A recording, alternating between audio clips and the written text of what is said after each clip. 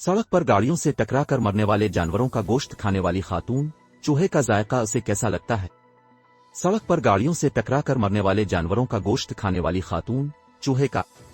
London monitoring desk. ये इंसान कभी गारों में रहा करता था और जंगली जानवरों का शिकार करता और जंगली पौधों से खुराक हासिल करता था। ताहम आपको ये सुनकर सख्त हैरत होगी कि बरतानिया में इस जदीद दौर में भी एक खातून है जो गार में जिंदगी गुजारने वाले इस जमाने के लोगों की तरह जी रही है।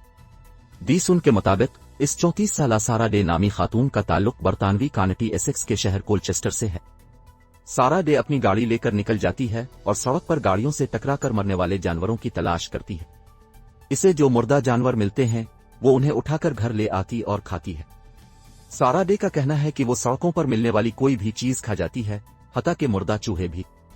सारा डे का कहना है कि मैं हफ्ते में एक दिन लाजमी सड़क पर गाड़ियों से टकराकर मरने वाले जानवरों का गोश्त खाती हूँ।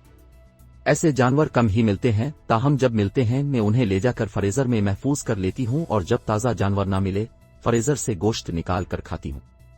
गाड़ियों से टकराकर मरने वाले इन जानवरों का गोश्त बहुत मजेदार होता है। जो कबूतर कुचल कर मरता है इसके गोश्त का मजा स्टेक जैसा होता है, जबकि चूहे के गोश्त का जायका चिकन से बेहतर होता है।